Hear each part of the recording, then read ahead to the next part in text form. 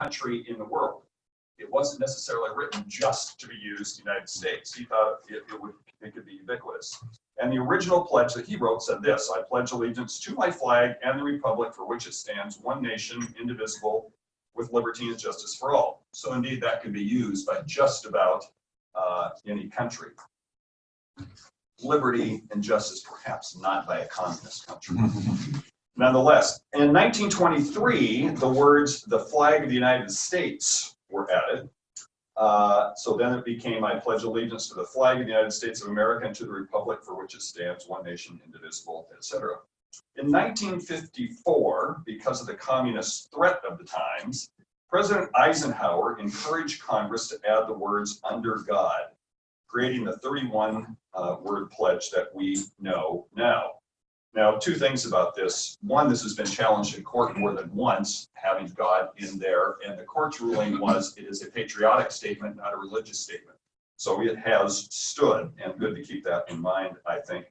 Also, and this is just a personal issue for me, it is written the comma before the 4 words, one nation under God, and a comma after. There's not a comma in between, but so often when people say it, when they say one nation under God, and it always reminds me of that cartoon, Underdogs. Everybody remember Underdog, the cartoon? Yes. That's like, we're getting reference to Underdog. It is one nation under God. That's how you say it, how you write it. And then, this is interesting. Bellamy had, with his allegiance, his pledge, a salute. So here was the salute. Originally, it was to be with hands like this, side of the forehead, as though a military salute. And then when you got to the words, to the flag, you were to take your right arm and hold your hand up like this. So to the flag and right hand like this. Well, guess what happens when World War II comes? Yeah. And we have all these Americans who are doing this. And they said, okay, that is too much like the Nazi salute. And so then it was changed to right hand over the heart for the entire pledge. So there is the history of the Pledge of Allegiance. And with that, would you join me in the pledge? I pledge allegiance to the flag of the United States of America and to the republic for which it stands, one nation under God, indivisible, with liberty and justice for all. All right. Thank you very much, Tom. Thank you for the history of the flag. That was very appropriate. And now I know how to say the pledge correctly. And I have been saying it wrong. yeah. So now we have a song. Good morning, everyone. So I think our speaker may be the only one who is visiting. Everyone else has been here before. Every Tuesday morning we sing. Okay. You okay with that? All right, good, because we're going to do it whether you like it or not. And in the spirit, literally, of Halloween, we are going to do Spooky by the Classics 4. So here we go. And the lyrics are on the back for those that need them.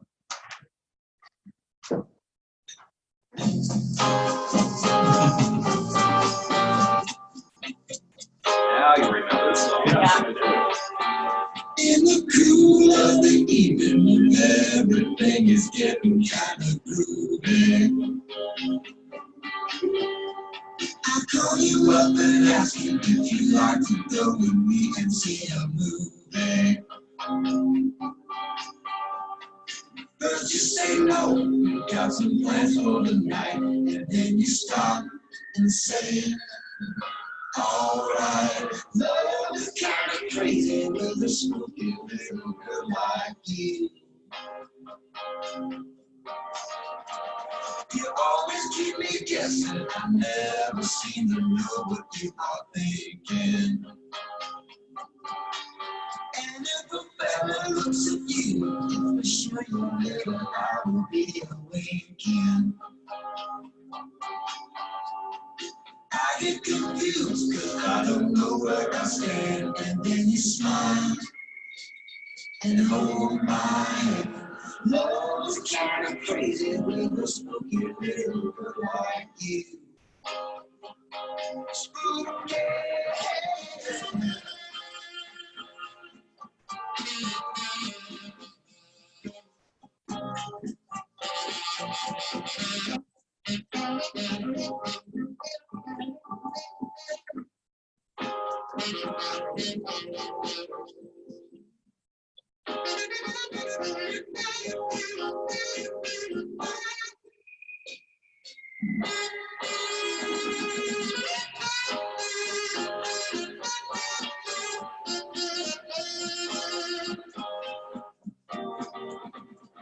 If you decide someday to stop this little game that you are playing, I'm gonna tell you all the things my heart has been dying to be saying. Just like a ghost, you've been haunting my dreams, so I propose on Halloween. Love is kind of crazy with a spooky little girl like you. Spooky, spooky. Oh, alright, I am spooky. Oh, yeah. Nicely done, everyone. What song? Good choice. Thank you, Joel. I don't know if I've mentioned this to you before, Joel, but your songs tend to get stuck in my mind all day during the day after a Rotary meeting, and so I can already predict I'm going to be singing spooky to myself for the rest of the day. At least through Halloween. It's right, maybe even longer. At this time, I would like to call up our Sergeant at Arms. You've seen him once before. Please help me welcome Tom Burley.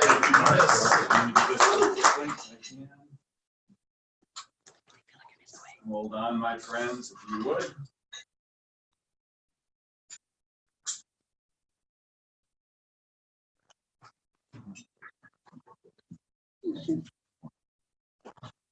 Okay.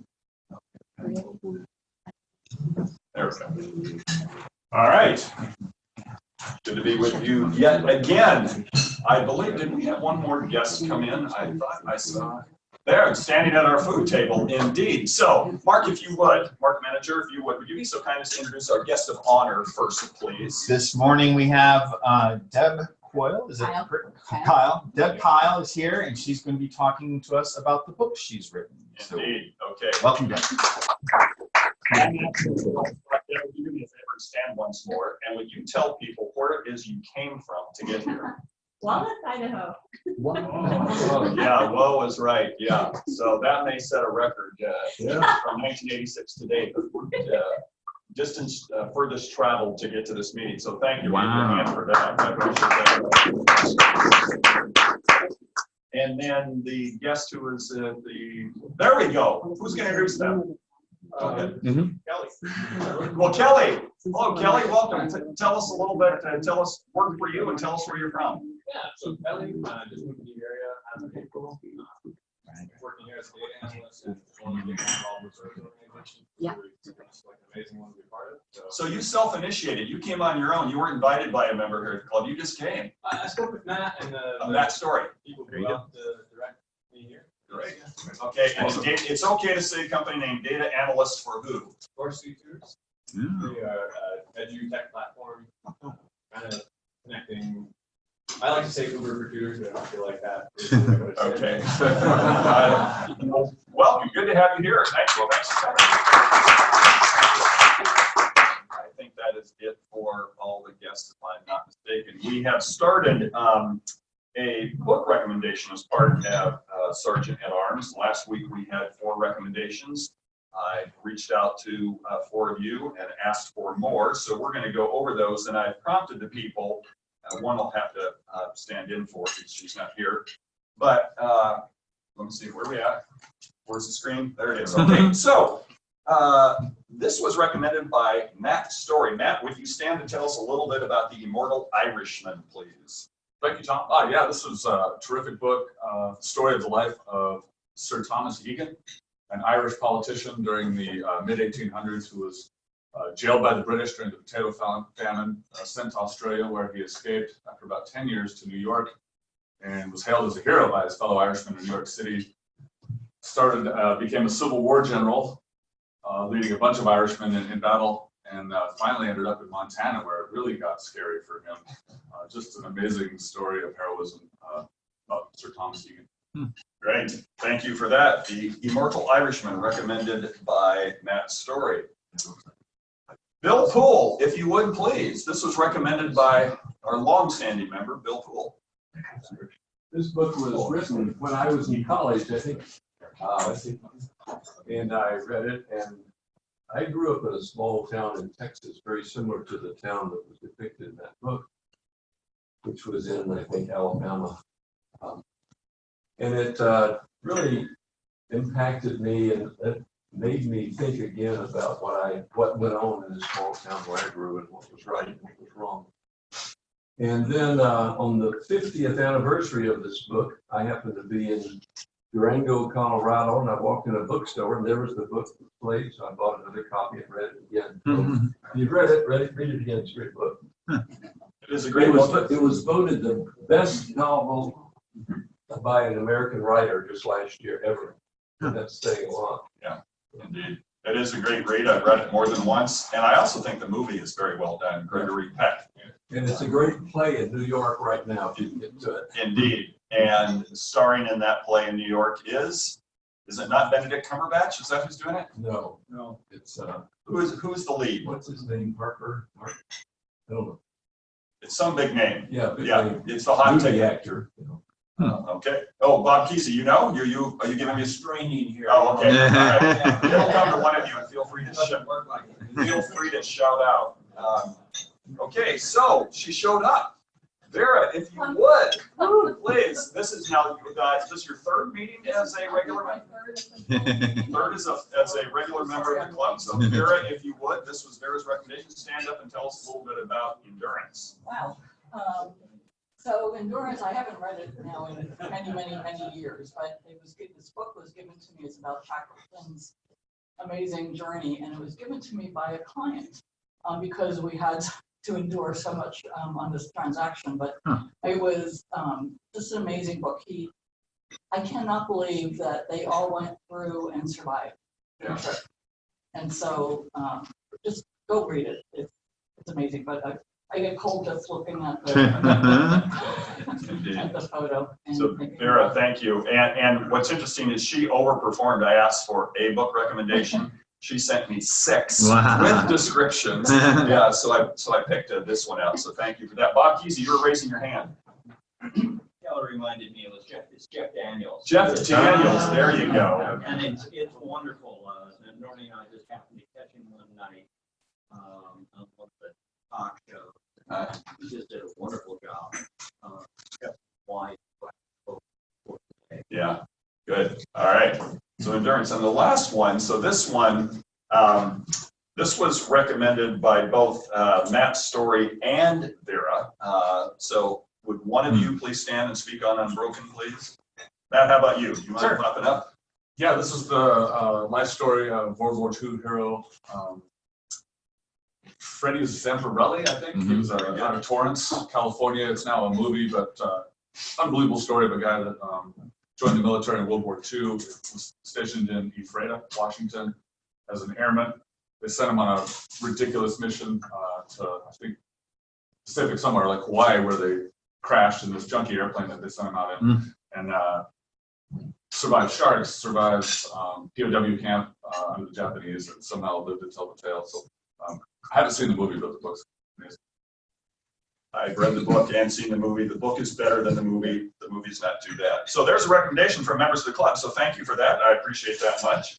Nice. And for next week, I'm still looking for 3 more recommendations. Phil Thompson's going to give you one. So 3 of you want to come forward. I will pull up images and we'll talk about those. We have time for some happy bucks today. Any happy bucks? Trond, if you would. Well, yes, I will.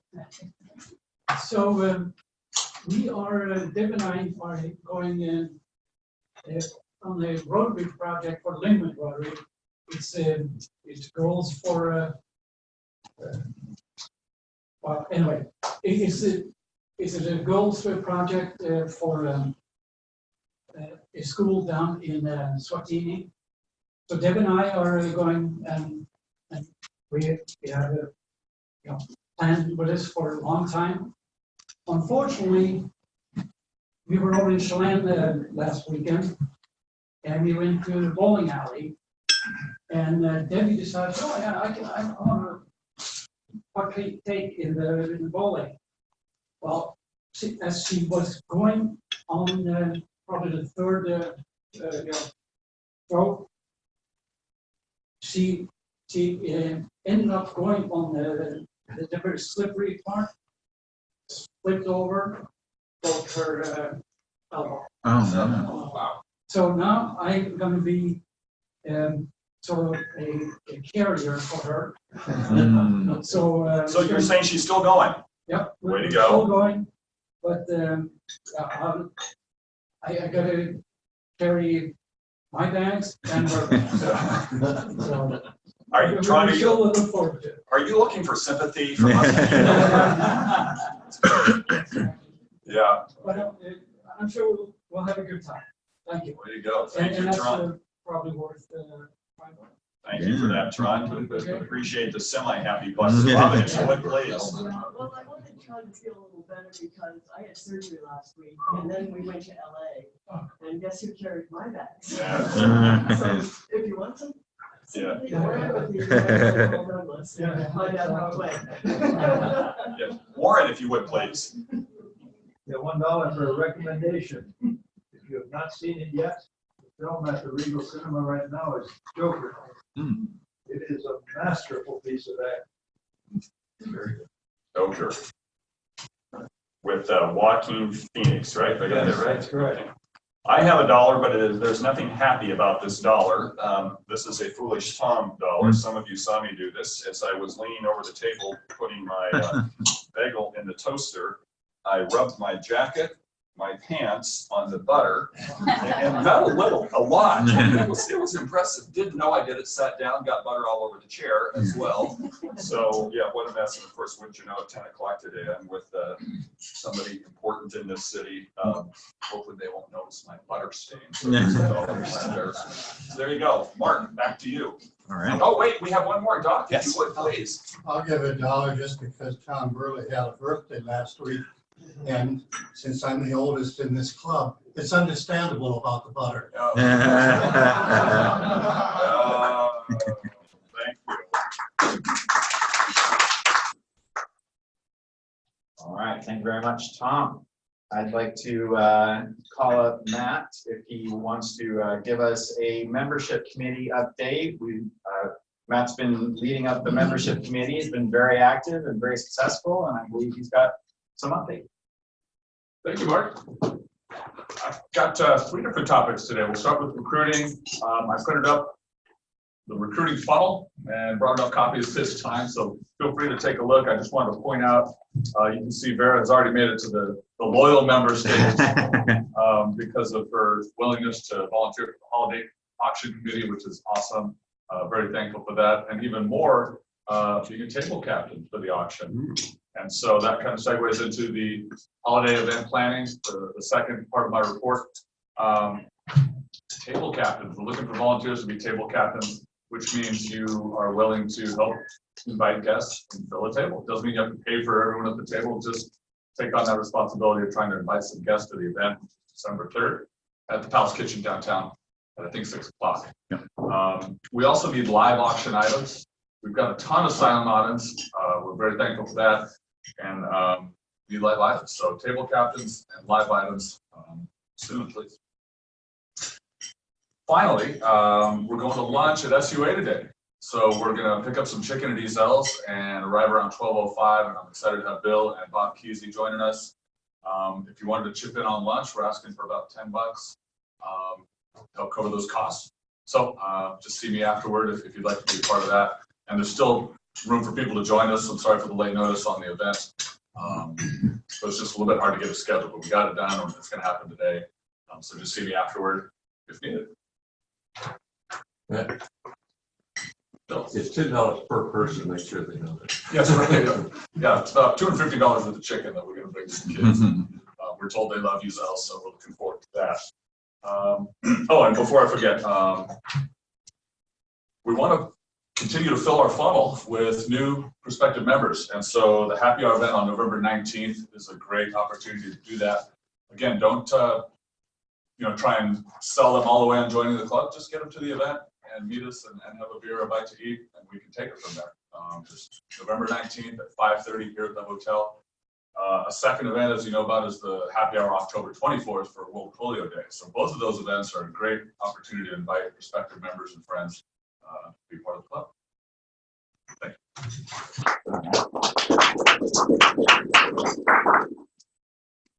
Thank you, Matt. I love how you've been systematizing the membership process. So I think it's very effective and so very well done. So thank you very much for that.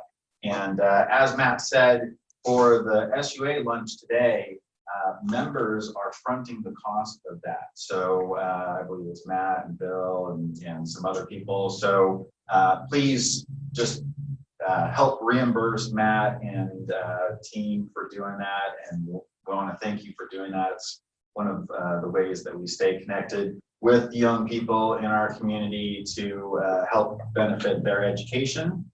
So please help with that. And you can certainly join them too. If you've got the opportunity to attend the lunch day, you can do that. And let's see, a couple other announcements. So Matt mentioned World Polio Day. That is Thursday. So it's coming right up. And our club is doing something special, something near and dear to my heart, pub crawl. So we're doing a pub crawl. I sent out an Eventbrite meeting announcement for that in my email. And so Matt's perfectly correct as far as this is a way to connect with people in our community. One of the things that Howard did, Howard couldn't make it this morning, but Howard sent the Eventbrite link. It's going out to the Queen Anne Chamber of Commerce this morning. And so we might get people from the Queen Anne Chamber attending the event on Thursday.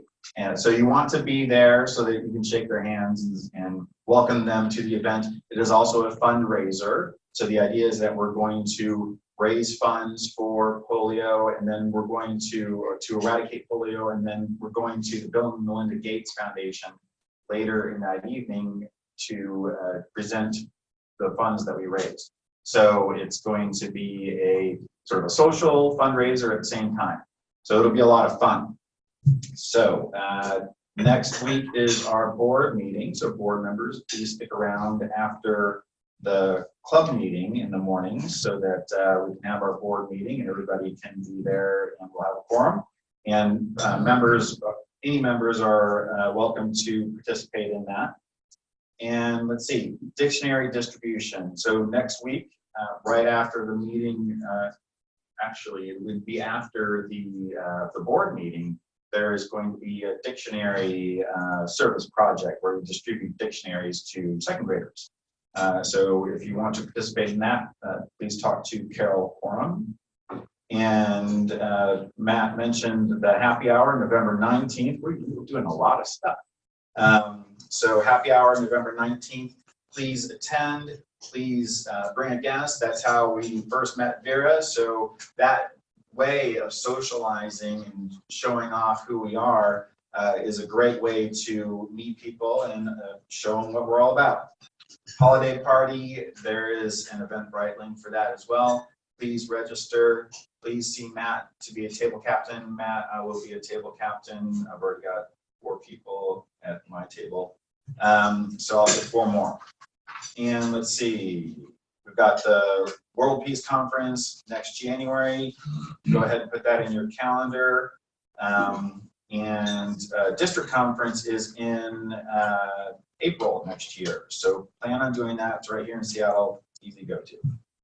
And with that, any other announcements? Oh yes, Dan. Yeah, so just a reminder that it is that time of year for distributing or putting together local grants. Yes. So start thinking about any organizations that we might want to invite to apply. The grants committee is forming, and we're going to do a quick review of the application, make some adjustments on that. Hasn't happened with that for several years. So when that's up, we'll let everybody know. That'll be posted on the website. But we're really looking for, again, not just to get random applications, but really a connection with our club. So we really want somebody to kind of champion that organization and have a partnership that you know, they're able to be here on occasions. We're able to volunteer. Obviously, some money that goes with that. So, so think of those organizations, and we'll get that process started. Yeah, thank you, Dan. That's a very important part of what our club does, is give grants to local organizations and help them in alignment with our mission. So thank you very much. Dan does a great job with that. It's a lot of work. Joel. So I'm behind in this, but I'm going to reach out, and I didn't remember that there's a board meeting next week. I was going to say that we should have a leadership nomination committee meeting next week after this, but we'll figure that out. We may have a virtual committee meeting. We need to select the president-elect and the other leadership for the 2021-22 year. So any of the past presidents in the room, I'll be reaching out to get that facilitated, because that is who that committee is made of. So thank you. Excellent. Thank you, Joel, for leading that. Any other announcements? Oh, the only other one is more irony than anything. I reached out to my son and his girlfriend who live downtown to come to the pub crawl. He is absolutely into beer, so he will be there. Nice. She won't be there because she works at the Gates Foundation and she is setting up the event. So because she is on the polio team. There you go. Yeah. That's perfect. All right. And I forgot to mention with the holiday party, we're doing another wine raffle. My friends Sandy and Bob won the wine raffle, and they still rave about all the great wines that they won. So it's a very effective fundraiser. We raise a lot of money with the wines at the holiday auction. And so I brought 2 bottles. You can see them back there on the table. Please bring bottles to the upcoming meetings before the event so that we can have at least 1 big raffle of wine, and if not 2, because then we'll raise a lot more money.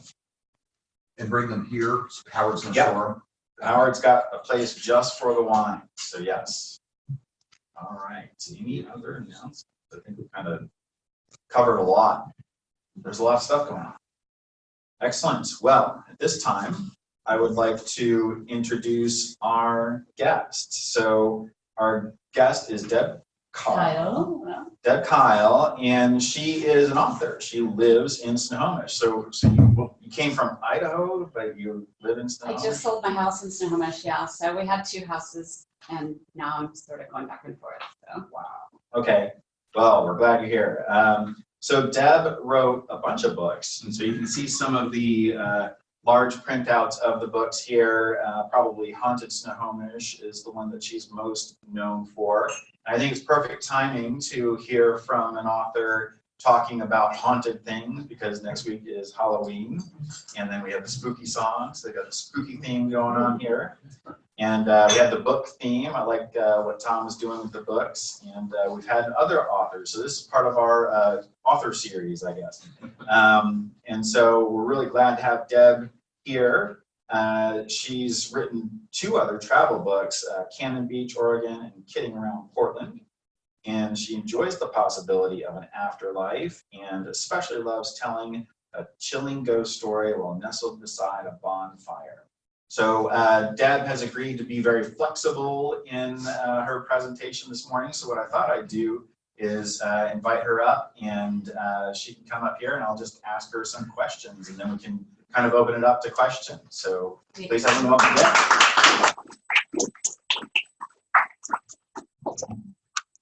Awesome, thanks guys.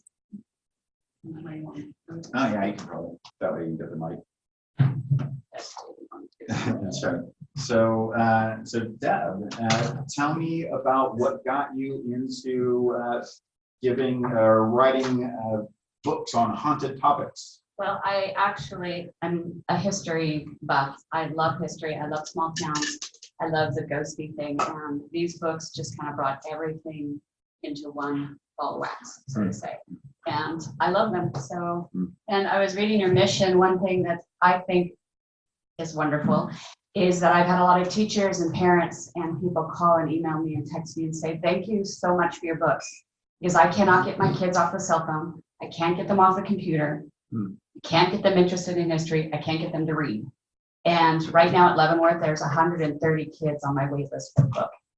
So, you know, they really, it's fun because they are learning history, but not, you know, it's not being forced on them. So it's kind of fun. So I donated 10 books, the Leavenworth book, to the library. yeah, the last time I was there. So we had 350 kids show up. So I was 9 hours later, I was ready to go hit happy hour myself. So I have a funny story about Rotary real quick. It's one sentence. So my uncle, bless his heart, Donald Dickinson from Ithaca, New York, he was trying to live to be 100 years old. He got to be like 99 and a half. And it was so funny. We took him to a Rotary meeting and he just had a ball and he says, I think I'm going to join this group. And I said, Uncle Don, I think you've been a member since like 1936. So bless his heart. Anyway, so. Well, he's still alive. He's still alive. Well, so I want to know more about Haunted Snohomish. So Okay. can you just tell us a little bit about the book, and is it just a series of stories? I noticed on Amazon that Haunted Snohomish has 4.5 stars. Okay. How is it?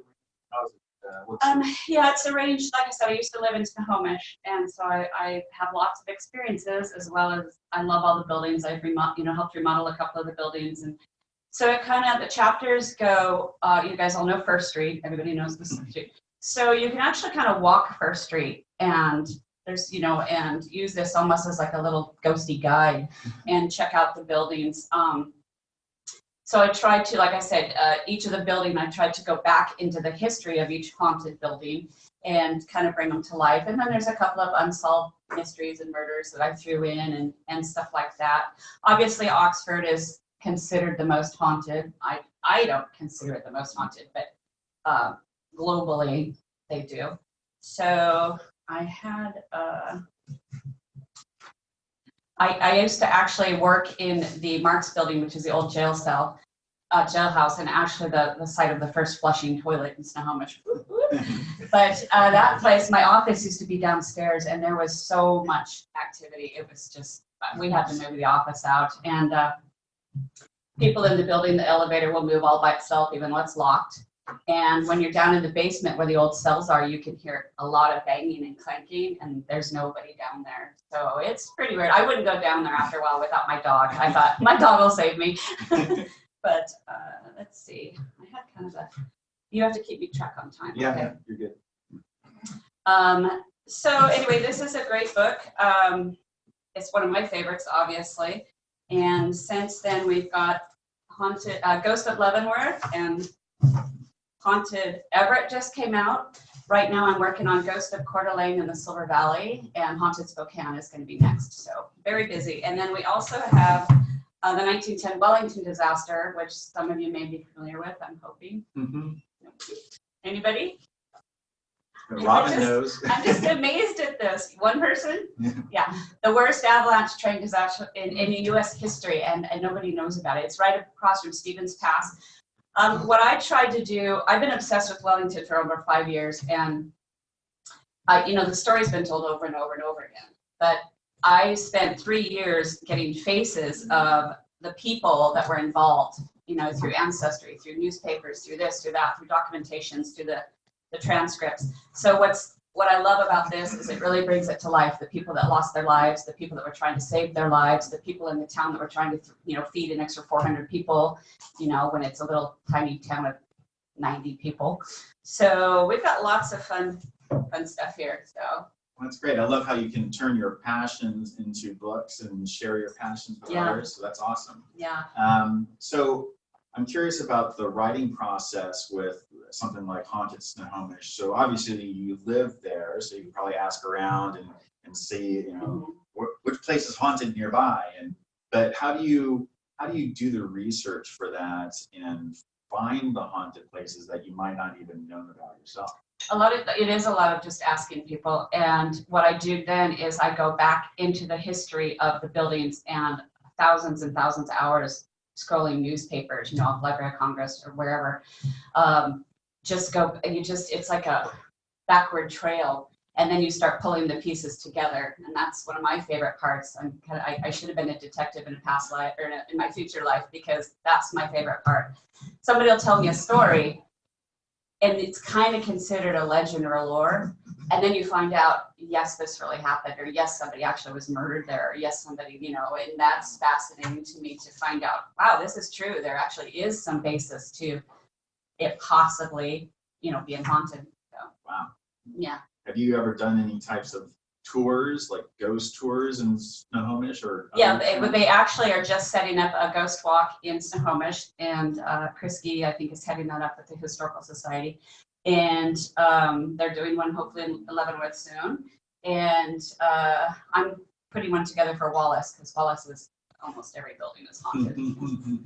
We'll see. But anyway, so yeah, it's kind of fun because, they can walk through and like I said, kids love to join. This is exciting to them. It's something fun. And I don't do anything scary in any of my books. I do get people that send me scary stories, and I just opt out. I got a young following. Right. I want them to think it's more fun and lighthearted and that type of thing. So you won't find anything scary in my books. Sorry. Maybe spooky. Spooky, but not scary. So in Haunted Snohomish, do you have a favorite story? I just had it out and then I closed it. If you can even read from it if you want. Yeah, there's so many. This one had a lot of stories. It'd probably be better if I just tell it.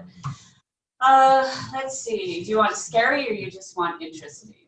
Scary. Scary? Yeah, might as well. All right. So the scariest thing I have dealt with, I don't like to be touched. Like, I live in a haunted house right now. My house in Wallace is haunted by a magician. I didn't know that until last week. But the Cat House Pizza building in Snohomish, it was actually the first mortician and embalmer in the state of Washington. He actually got forced upon him. He was a furniture maker, and then the Snohomish River froze, and obviously people still continued to die.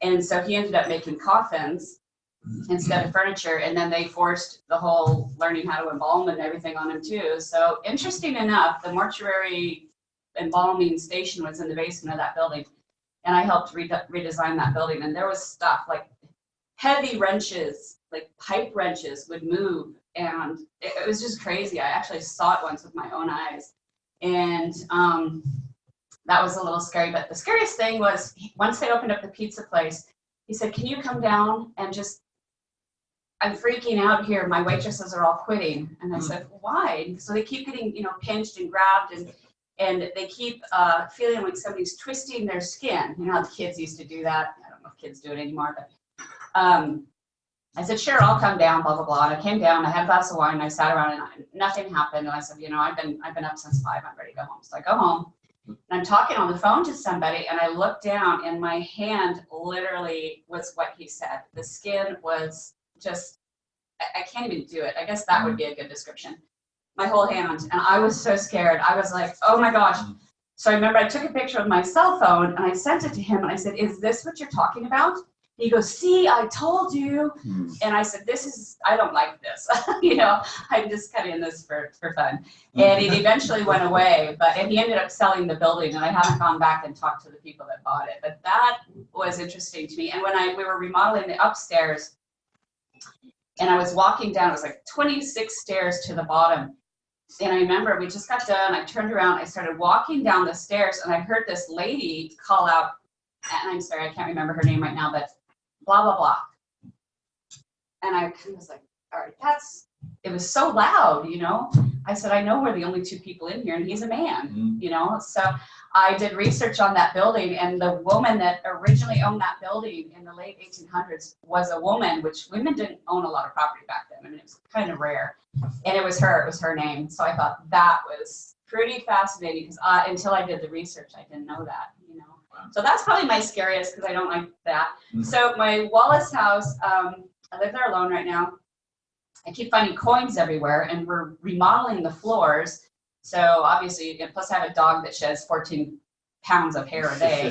So I'm constantly sweeping and mopping and sweeping and mopping. Well, I'm always finding coins all over the floor, and I pick them up and I put them in a jar. And I thought it was my cat, who's obsessed with Scrabble pieces. I thought maybe she's moved to money now. So I kept doing this. Well, one day there's coins all along my windowsill, and they were, spaced evenly. And I thought, okay, this is not my cat. My cat should be in the Guinness Book of World Records for being the most creative. So I'm at the gem store in Wallace buying something, and the lady, she goes, "Oh, well, you just moved here?" And I said, "Yeah." And she goes, "What house did you buy?" And I go, "Oh, the H house." She goes, "Oh." And I go, "Wait, why is this not disclosed?" And she goes, I was opening my store the other day and I look over and the magician was standing there just staring at me, and he passed away 3 years before. And she said, we sat there and stared at each other for like, we both just stared at each other. And she said, I thought he passed away, because she saw him that clear. And then he just turned, he didn't say anything, he just turned and he slowly, walked to the brick building and just kind of disappeared. And I said, oh, great, that's creepy. And she says, why? And I go, I keep finding coins everywhere in my house. And she goes, oh, he was a magician. He did coin tricks and card tricks. And I go, great. And I also smell like cigar and cologne. And I guess he wore just gagging cologne and would always smoke a cigar. So like I said, I don't feel anything scary or uninviting, so I just figure we live together now. So anyway, I had kind of a fun thing from Everett. Oh, let's see.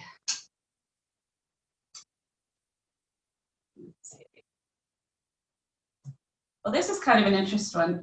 This is actually from my girlfriend, Carol. So how are we on time? Okay. I have heard that spirits can communicate through electronic devices. One day I was upset about something. I was talking to my good friend, me, on our cell phones, and we were just chatting about family members. As we were talking about my Aunt Ruby, we both heard the sound of a push-button phone being used with all its beep, beep, beep, beep, beep, beep, beep, which would have been the type in her lifetime before the use of cell phones and all that. We both kind of dismissed it as some sort of bad connection and that our cell phones were probably picking up some weird sounds, etc. But then something else very strange happened that we cannot explain. As I started talking about my grandpa, the sound of an old rotary dial came in. It was amazing. I asked me, Deb, are you hearing this? I hear it too. This went on for some time. As I went back and forth talking about Grandpa and Aunt Ruby, the sounds of the different phones being used kept bouncing back and forth. It was certainly some sort of strange phenomenon that I will never be able to understand or explain. If my friend, me, didn't hear this too, I would have blown it off. But she heard it as clear as day. I don't even know anyone that has a rotary or push-button phones anymore. So I find it highly unlikely that our cell phones could have somehow picked up on this or tapped into it. And I remember that very clear. It was very strange. And you do kind of blow stuff off at first. You think, oh, maybe I put that somewhere else. Maybe I did this. Maybe, So I find it interesting. Sometimes when we lose a loved one, we ask for a sign or, are you still there? Can you talk to me? Are you okay? We're always kind of desperate after somebody that we love has passed. And what I find interesting is that a lot of times they do send us a sign and we kind of we poo-poo it. Oh, that can't be. Oh, that can't be. And a clear example is my mother-in-law just passed away, and she was a lovely, lovely woman, 90-something.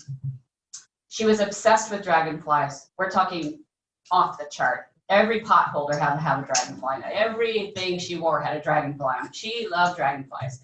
It was kind of her thing, and I like dragonflies too. Well, I couldn't go to Canada when she passed, unfortunately, and it just broke my heart.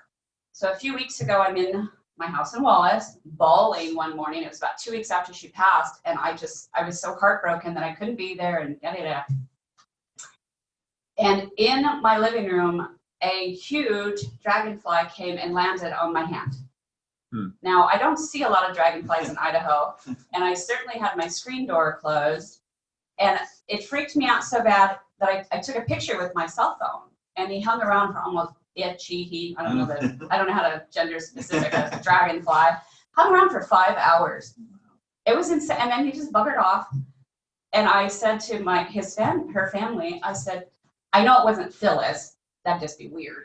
But I felt like she knew I was bawling my head off, and that was her sign. Because what the chances of a dragonfly coming through a screen door, coming into my house and landing on me for hours.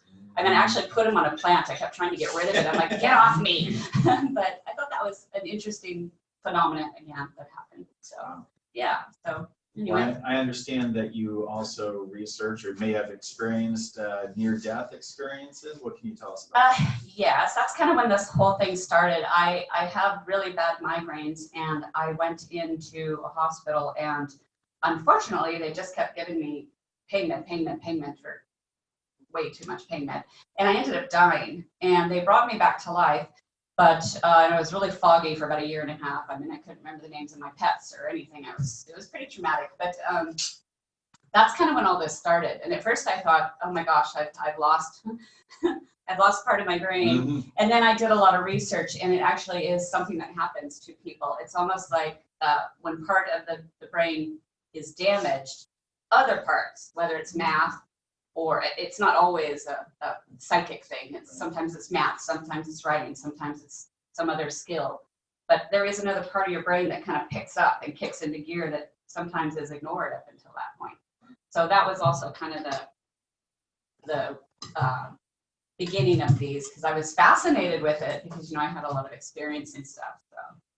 I like how you casually say, I ended up dying. Well, yeah, it is what it is. It is what it is. So we got time for questions. Yeah. Go ahead, sir. Yeah, when I was, I grew up in the New York City area. Yeah. I was about 12. I remember this video came on TV. It was a home on Long Island, and literally coffee cups would be moving across the room. And there's a Life magazine, and I think they sent out a priest as an exorcist, and it stopped. But I don't know if you recall that or all the stories. Oh gosh, I have so much stuff in my head. Sorry, but It'd be like late 50s. Yeah. I don't know. But like I said, I saw that pipe wrench move, and I know how heavy a pipe wrench is because I'm remodeling a house from 1910 right now. And to actually, and the owner at the time was like telling me stories. I'm like, yeah, sometimes people make stuff up, whatever. But I was standing right there, and it didn't move far. It moved maybe this far, but for a pipe wrench, that's pretty far. Anybody else? I saw a couple more hands. Yes. So if you suspect a building or your house has paranormal activity, who are you gonna call? No, seriously. Seriously. I was at a conference, I stayed for a week in a dormitory at Stanford 20 years ago.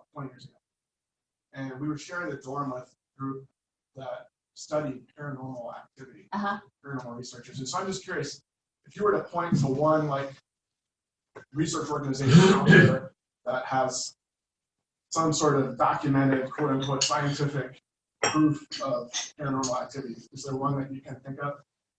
Yeah, there's a ton of them you can actually just go to Facebook and type in, and through the number of members and videos and stuff, like I'm working on Haunted Spokane right now. Spokane is ridiculous. I mean, I'm gonna have to do a book this thick on Spokane. It's crazy. I'm really gonna have to whittle it down. But you can go there and just call and ask questions. And this is, like I said, the kids in Leavenworth, I was surprised how many kids were telling me stories of things that they've been experiencing in their houses and schools and this and that and in the canyons. And one of them said, what do I do when I don't want them there? I said, just tell them, leave me alone, go away. It really is that simple. People think you have to bring in priests and this and that. You really don't. Like I could probably get rid of the magician, but I figured, I live alone. He entertains me, he's not hurting anybody. But yeah, you can find, and if you are interested, I can hook you up with, I know a lot of them. I'm really interested in the human connections you're making as you're going through these historical stories. I think the speculative supernatural is really fascinating. So I think there's a lot of super tangible stuff content you're putting. I'm just seeing this picture of the bicycle roller skate here from 1910, it looks like. I'm wondering, have you found other really surprising things of ahead of their time developments or ideas that people were trying to see back then? Yeah, I'm always stumbling through them with the newspapers and stuff. And Library of Congress is like my favorite thing in the world. You can just go and find photographs. Like that picture freaked me out a little bit. Isn't that crazy? Yeah, to think that he actually could do that when I can't even. Rollerblades, no. Skateboards, no. I'm like, no. And to see this, and I just saw a picture of an old stagecoach from 1890, and it had a spiral staircase up to the second floor on this little tiny wooden, it's crazy to me how innovative people were back then. I owned a house in upstate New York. Like I said, I'm from Ithaca, New York, and I bought a house from 1854, and It had a grand floating stairwell, and all the spindles were hand carved. And I'm thinking, and the carpenter was there for 7 years. You know, you didn't go to Home Depot back then to buy spindles. You had to carve them. I was always just amazed by that. And the entryway was round. And so the doors fit. They were also kind of concave. And here, how many years later, they still open and close perfectly. And I was just amazed by that house. So I'm always amazed by what they did back then. You know, even when I look at the stuff they did on during this era, when they were trying to rescue people and feed people and the trains, and it's just mind-boggling what they did back then. You know, we take a lot for granted, I think, now. Such interesting. Good, thank you. Super. Yeah. Given that you're from the East Coast, did you ever do any research or investigation? Because stuff that happened on the East Coast is much older than ours. I mean, I used to live in Virginia and actually had a neighbor that wrote The Ghosts of Fort Monroe. Oh. So have you done any research on the East Coast, or has it all been kind of Western US? I only did a little bit of like Haunted Ithaca, because I was going to pitch a Haunted Ithaca book. And then I moved back here, and it's just, this has all taken over my life. But, you know, I have not noticed, and I could be wrong, I'm not an expert, but I could be wrong. It doesn't always have to be old. You know, like the Everett Community College building is haunted, very haunted, and there's multiple teachers and people and students that will testify to this, and they really don't benefit by it. And, but that's not a real old building, as you know. And so we were trying to do research as to what was there before. And it was dead end after dead end, which is surprising for me. I usually can dig something up. Is that typically the case where there is some like the college is probably a relatively new structure that was built on top of something, or something was torn down? Is it the footprint that they're tied to, or is it a building, or? I've seen both. A lot of it's typically residual, which means, so say Sally Bob got murdered. That obviously kind of lingers. You know, there was a lot of murders in Everett. You know, they don't all linger, but what I've seen is sometimes it's a bit like in Leavenworth, it was definitely building related. I felt like old proprietors from like Simply Found used to be I believe a bakery, and then it was something else. And they are experiencing things moving and this and that. It's never scary. And I always equate it to, like, I could just see a lady in older garb, like moving stuff. Well, when this was my store, we put this over here, and oh my gosh, it's going to be a wonderful day. We're going to get lots of customers. I mean, I just felt like they're more connected to the building, whereas Everett, and same with Snohomish, Everett was more connected to like residual stuff. Yeah. So I guess the question is Shining a documentary and not fiction? Actually, he did have experiences in that, and that's what prompted to writing the book. Yeah. So Deb, can you stick around I- in of case course. folks have other questions? Yes. So And you did have us. I do. So books are for sale. They're $20, cash or Visa if you want to buy one. If you want to buy one and donate them to the local libraries, a lot of people do that, and I think it's wonderful. If you want to read it and then donate it, they don't care. They really just don't care. And then I am giving away 4 books today. So does everybody have a little? I had little numbers made. If you don't have one, we can get you one. And then I'm going to put these back on the table, so whoever, I'll have you draw the numbers. Okay. And then do you want to do that now or after? Sure. We've got another raffle too. So. Okay. So sounds good. Yeah. Oh. I will get the numbers. David, are you going to be helping with the raffle, or usually it's Howard, but like the ticket, or no, Larry can do that. All right. So we've got 2 raffles. Yeah.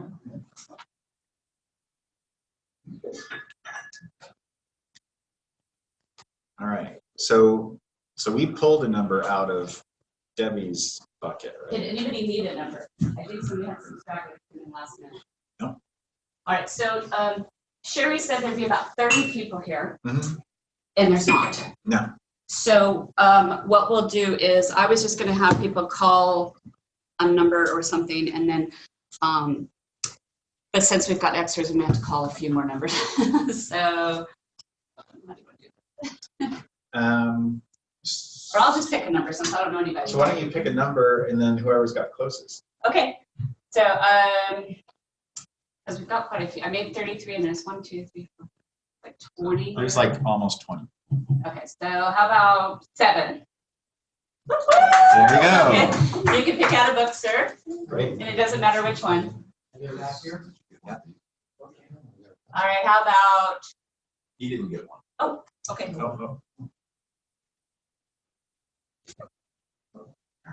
Now you're in, Jerry. Now you're in. Pick a winner. Pick a winner. Pick a winner. There you go. My fancy ice bucket in my hotel room. How about 24? Okay, 27. 13. 13. There you go. Kelly, you want to take that book home? I just want a book. Do you want to take it home? Sure. Yeah. Oh, very sweet. There you Very go. good. Thank you. Okay, 2 more. 11. Did I already say 17? 16? Woohoo! All right, one more. I forgot what I called. How about 21? All right. There you go. Late entry. Excellent. Oh, yeah, that's a bit sketchy. Well, thank you, Deb, so much for coming out, and I think we all got a little bit of a spooky flavor, so thank you very much for doing that. Thank you. Here at Emerald City, our mission is we're dedicated to the future of our community by serving the educational needs of young people. And we would like to donate 300 pounds of food from Harvest Against Hunger in your name Wonderful. to recognize you for speaking. Awesome. Thank you. Thank you very much.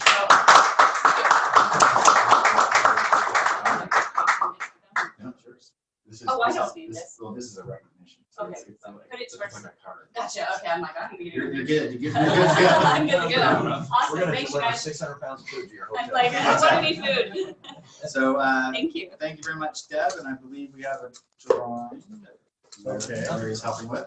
Sure. So with our drawing, we sell tickets. With the ticket, you will win a book and then the right to draw a card from the deck. Half the money goes to the club, half goes into the pot. I believe it's $839 is in the pot, and there's 23 cards left. So if you could mix these up. Oh, I get a draw for people? Okay. Yeah, and read the last 3 numbers. All righty. It looks like 160. So close. Oh, you. Very, got it again. Very sketchy. This is very lucky. Very lucky.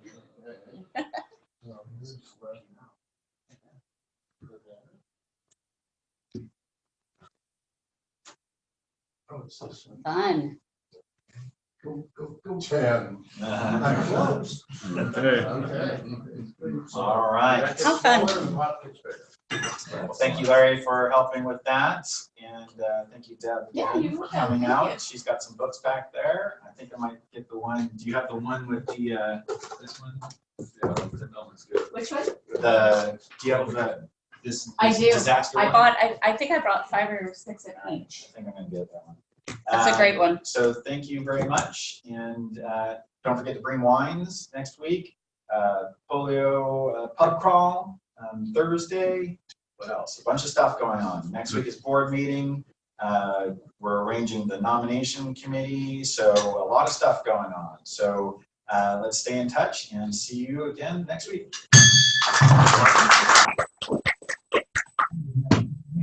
Do you need this for anything? No. No, I was Tom? asking, do I give this to them or how do, is this just No. for me? Okay, It's just a sounds little good. token of appreciation. That's awesome that you guys do that for people. Yeah. Wonderful. Thank you for coming out. Yes. So are you going back to Idaho? I'm going back to Snohomish, and then I'm leaving to Florida in a couple of days. Yeah. Hate it. So you're not going to be living in Snohomish anymore? Nope, I sold my house and we, my son still lives with us. I'll be going back to Florida. And then, Right. I still love Snohomish. I just kind of need to- Yeah, I believe it.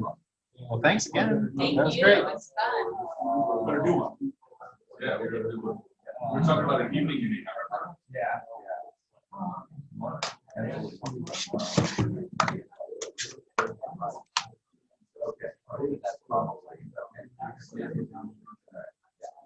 Cool. Yeah. Right now. You wanted to have it there.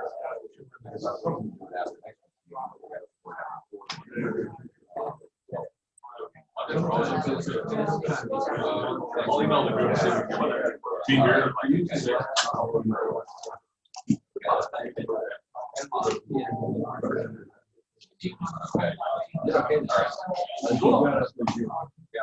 Can't forget my ice bucket. So these are 20, right? Yes. So I wanted to get this one, because I hadn't heard of this. Oh my gosh, it's fascinating. You want me to sign it or anything? It already is signed. Okay, perfect. You're gonna absolutely love it. Okay, great. And we're working on a documentary right now with National Geographic. Really? Yeah, so Wow. I'll be writing that, yeah. That's awesome. It's a pretty intense story. Yeah, well, I'm looking I forward to read it. the transcript, inquest testimony was almost 700 pages. After the disaster, a lot of families had to sue Great Now you got to take a big trench. And so the transcript came about, and I was actually just working on it. It's 30 pages missing. Yeah. It's really good. So I tried to put as many quotes from the survivor in the caption. And then when I find a good picture,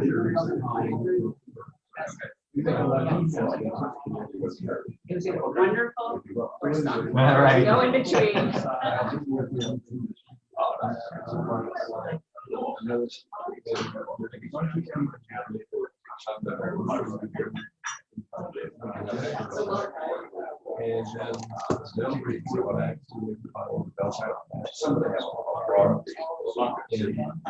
It's really good.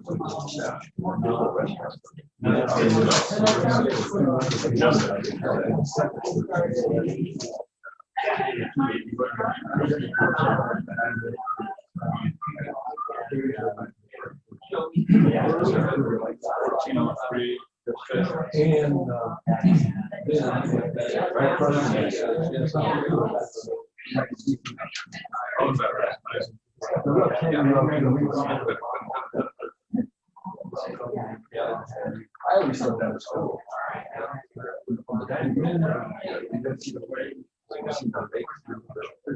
I would say, right. And also, we have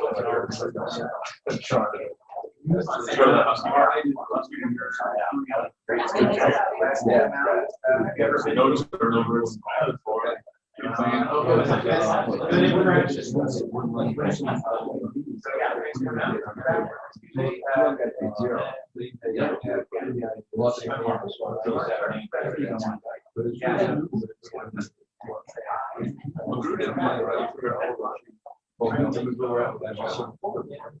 Right.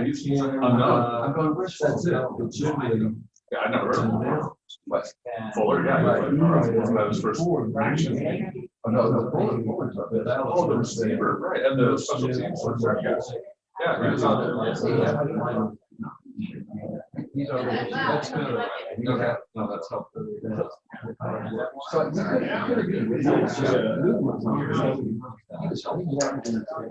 Oh, on the very last one.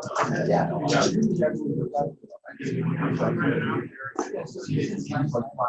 Thank you for everything. I was hoping you would lead us to a good end. Excellent.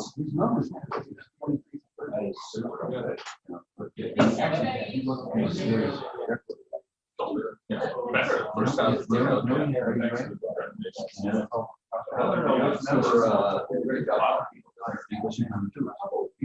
Yeah. You think association gonna go further? There's nobody. But you could be a first rounder. This percentage.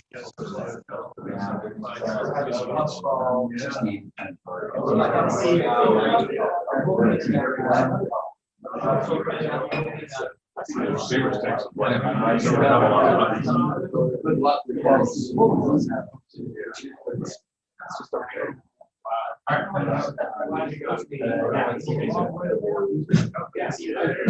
when Browning was a sophomore, he had 2 NFL receivers? Oh, yeah. And he just, had a huge year. Makes a difference. It turned out he's good too. I think it's is unusual that everybody's got nickname this guy who's played 7 or 8 games now. That he's gonna go in the draft the first round. Let's let him play a few more games. I'd like him to stick around 2 years. Yeah, I think so too. I think he can probably get a whole lot more money. They're gonna have almost 13 next year. Yeah, can't go this year. Yeah. Thank you, Larry. Yeah. Anyway. Thank you. Yeah, so he's a chicken for you. Yeah, so I can make it. See you. I'll settle up later. Yeah, no worries. Oh, Bob, we got it. Yeah. We got it. Thank you. So take some photos. Take care. Sounds like a lot of fun. Yeah, I've never been there. So, I'm sure they'll be excited for some results. yeah, that was the recommendation. Yeah.